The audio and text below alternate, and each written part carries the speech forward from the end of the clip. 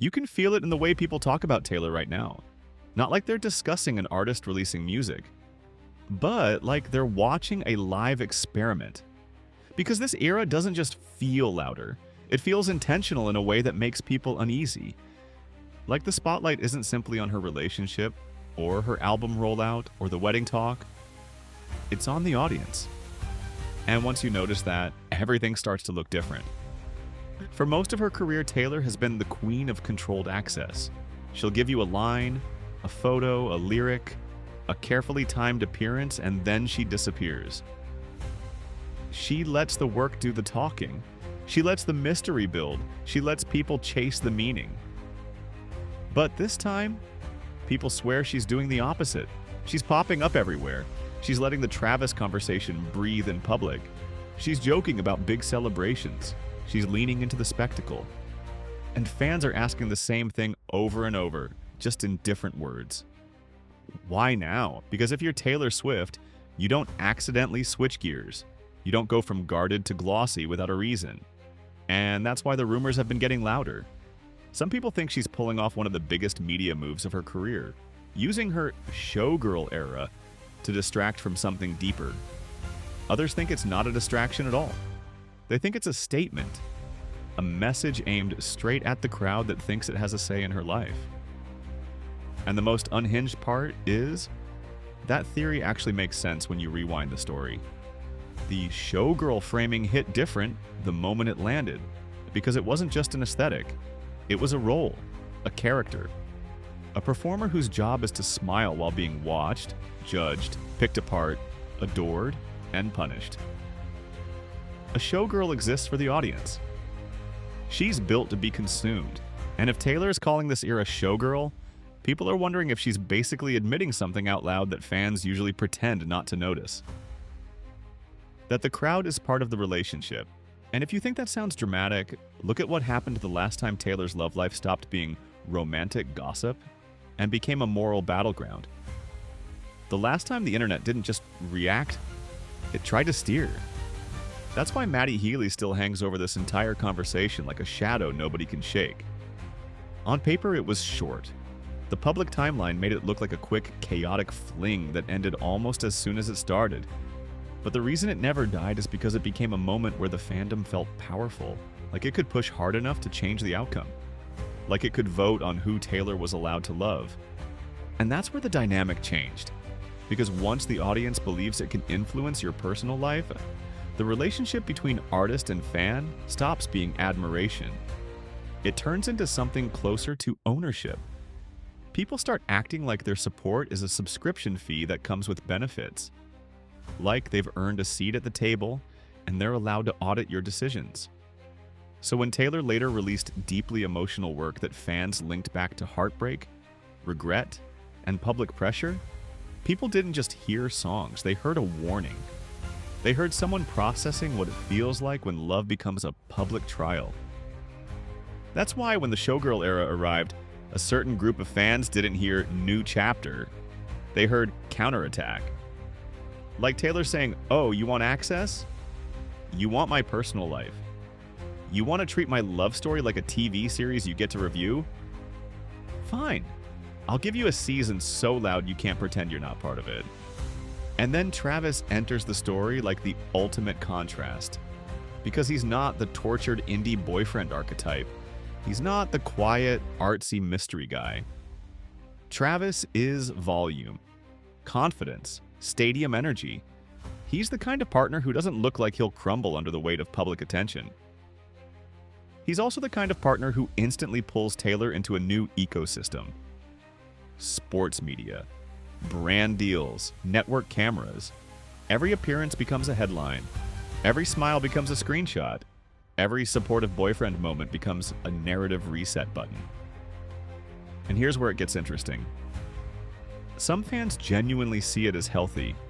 They think she needed someone simple and steady, someone who doesn't hide behind irony or artistry, someone who makes her feel lighter.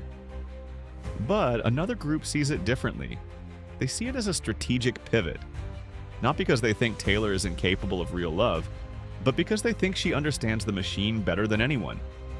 They think Travis is the safest public-facing partner she could choose after the Maddie backlash. A relationship the mainstream can celebrate without needing a disclaimer. A pairing that turns the conversation from controversy to fairy tale. A couple that reads as clean, all-American, and easy to market. And if you're Taylor coming off a chapter where the internet tried to control the story, choosing someone like Travis isn't just romance. It's leverage. It's narrative protection. That's why people obsess over one specific idea, that this relationship doesn't just exist emotionally, it exists structurally. It changes the story around her. It changes what the headlines focus on. It changes how criticism lands. It changes what the public is allowed to talk about. And the moment that suspicion took off, one rumor hit the internet like gasoline: the alleged breakup plan document. You've probably seen it framed 100 different ways: a leaked memo, a PR contract, a planned timeline. The kind of thing that reads so specific it feels fake, and also feels believable in a world where celebrity relationships are treated like brand partnerships. The story blew up because it fed everyone's worst suspicion that even love is scheduled. Now, to be clear, this is where people need to keep their brains turned on. Alleged documents circulating online aren't proof of anything. They're fuel. And the denial narratives around it became part of the story too, with reports framing the document as fabricated and legally questionable. But here's the problem. Once a rumor like that gets planted, it doesn't matter how hard you deny it. It changes how people watch. Suddenly, every moment becomes suspicious. A vacation photo looks too perfect. A stadium kiss looks too timed. A public appearance feels like a campaign stop. A romantic headline drops right when something else is trending and people go, "Oh, that's the distraction." Even if it's coincidence, the internet can't unsee the possibility. And this is where the showgirl concept gets darker, because even a fake rumor becomes useful if your whole era is about performance. Because imagine you're Taylor. You've spent years building a fandom trained to treat every detail like a clue. You've built a mythology where hidden meaning is part of the fun. So what happens when that same fandom starts using the clue hunting instinct to police your real life? You either shut down completely, or you take control of the performance. That's why some fans think the showgirl era isn't about convincing people the relationship is real. They think it's about confronting the audience with its own behavior. Like Taylor is turning the volume up so high it becomes uncomfortable, so people have to ask themselves, why do I need this much access to her life? And the more you look at it through that lens, the more the surface-level love song criticism starts to sound like it could be intentional. Because fans keep saying some of the Travis-adjacent songs feel glossy, simple, almost like a public caption. But what if that's the point? What if she's deliberately writing in a way that mimics how celebrity love gets consumed? The kind of romance that looks perfect in photos, sounds clean in interviews, and stays just vague enough that anyone can project onto it. That would be showgirl logic. Give the crowd a shiny storyline it can cheer for without ever touching the private truth. And if that's what she's doing, then the real story isn't Taylor loves Travis or Taylor secretly misses Maddie. The real story is that Taylor is managing the boundary between what's real and what's performative, and the crowd keeps trying to erase that boundary, and that's why Maddie keeps coming back. Because regardless of what you think about him, that chapter symbolized the moment the fandom's power became visible. It was the moment the audience wasn't just watching the show, it was trying to rewrite it. And once that happens, any future relationship becomes political. It becomes something fans argue about as if it affects them personally. It becomes a referendum. So when Taylor leans into wedding talk, when she appears more open, when she lets the narrative run, it doesn't calm the obsession. It intensifies it. Because fans can't decide whether she's finally free or whether she's using freedom as a performance. And that's when the theorists start building endgames. They start saying a documentary is coming, not just to celebrate the tour, but to reframe the whole era. To show behind-the-scenes pressure. To hint at how public backlash shaped her decisions. To explain why she stopped fighting the crowd and started weaponizing the spotlight instead. They start saying the vault tracks will be used like a time machine. taking everyone back to the earlier era where certain dynamics began.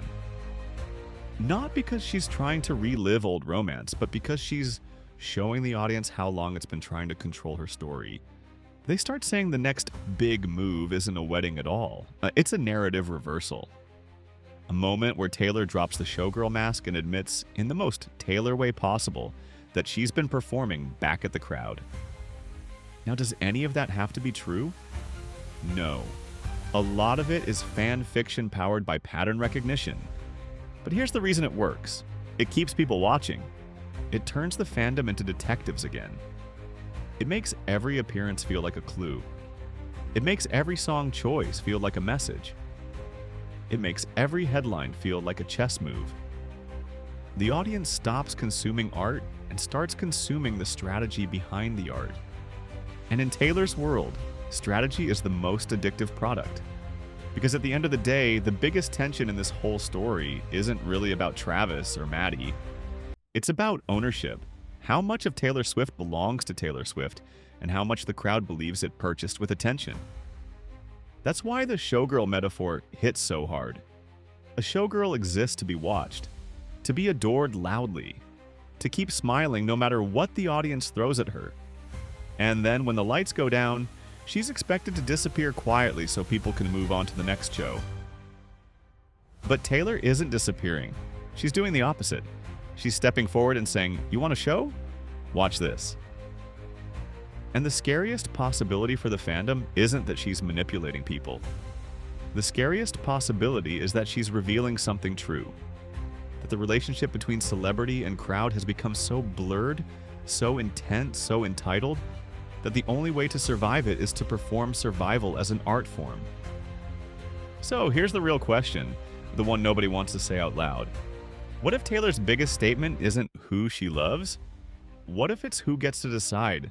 Because if she really is playing the long game, the next reveal won't be a wedding dress photo or a headline about sources say. It won't be an engagement update or a cute couple clip. The next reveal will be a boundary, a line drawn so clearly that fans have to face their own reflection. And that's what makes this era feel different. It's not just romance. It's not just marketing. It's not just fan theory. It's a power story. And the final twist might not be that Taylor chose someone unexpected. The final twist might be that Taylor is daring the crowd to realize it was never supposed to choose at all.